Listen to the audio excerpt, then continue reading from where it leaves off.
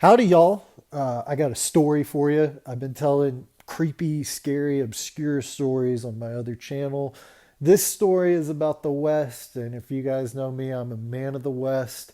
You guys, that recent trip we did down into the Rio Grande Gorge in northern New Mexico, went fishing down there, and there's various other videos. And I don't have all my trips out here on video, but I can tell you I've done thousands of miles on foot in the West, and I haven't regretted any of it. It's been one of the best decisions of my life, and I'm fascinated with it and humbled by it, and just kind of want to share a story that relates to people in the West. But first, a stark contrast to kind of where I grew up. I grew up in North Texas on I-35, and I don't think anywhere where you kind of are on I-35, I don't think things are too different. Whether you're in Oklahoma City or San Antonio, I think it's all very a homogenized way of life. That's the nicest way I can put it. A lot of soft people off the I-35 corridor these days. The strongest people I ever met, in Texas or in the Great Plains, they get a lot of grit from agriculture and like running cattle and stuff like that. And I would love to kind of get back to some of that sort of stuff in those areas. But for now, I got to live in the West because it's just where I find myself kind of honing like an ancestral edge, so to speak. But it definitely comes with the price, and that's what this story is all about. And in this one, the guy, Edward Jones, finds himself in a sticky situation really, really quick and never even saw it coming.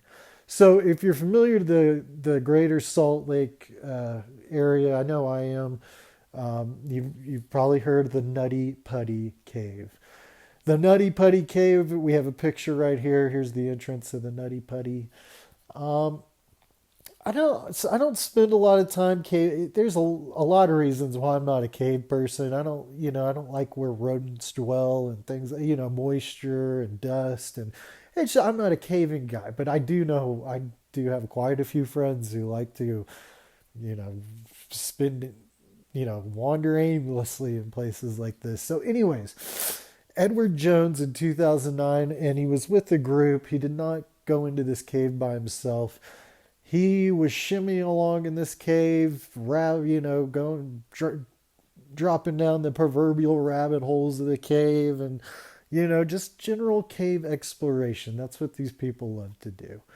So eventually, he found his way down a little tunnel, and then tried to proceed even further down, and that's when he became stuck, and he became stuck in such a unique position that in the next 27 to 28 hours, there was search and rescue there were resources there from Salt Lake, there were cave experts, there were guys with drills, there were a lot of resources trying to get this young man out of the spot that he got himself into. And tragically, they never succeeded getting. I'm going to just cut straight to the point, man. This guy died in this position you see just like this, and it's important that I show you this photo because it's hard. This story's been told a lot on YouTube. I've heard it from my favorite storytellers, and you can never really just get the visual, but I mean you can kind of get a gist. But this lets you know, like his feet weren't able to back out, like he was able to drop into that because the way your spinal cord, you can go that way, but now it doesn't work quite the same way coming out. I mean, your legs are locked up, and you got, yeah, your legs not going to do anything. And they even drilled around the rocks. You see it, like they were able to remove a lot of material.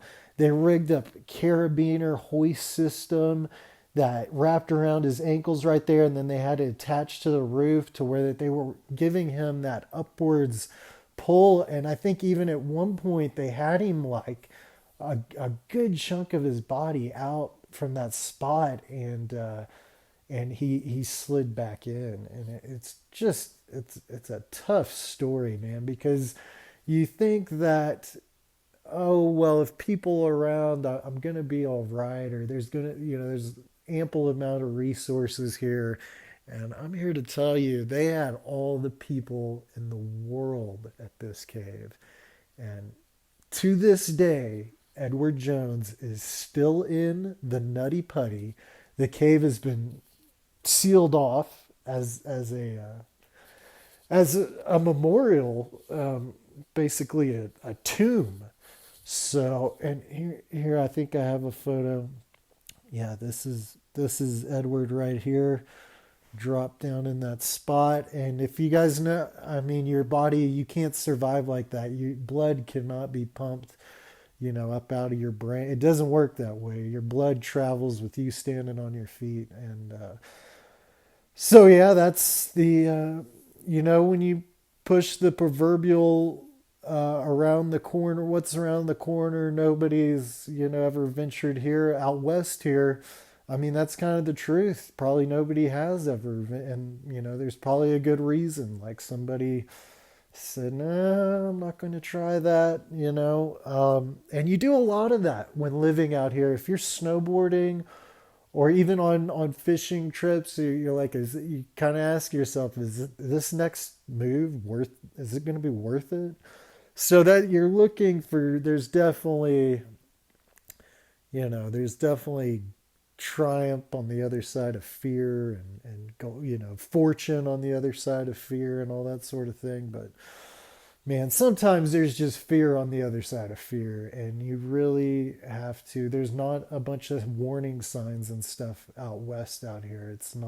There's not handrails and handicap ramps, or, I mean, we call them handicap ramps, but we know for in the middle of the country, that's for just kind of out of shape people to waddle up. So yeah, this is a story I'll never forget. It's a story many of you haven't heard. That's why I felt it was important to kind of publish it. And yeah, the Nutty Putty Cave, 2009. Edward Jones still there to this day. So use caution, but also don't try to be don't try to be the first one into the funeral home either. All right, later.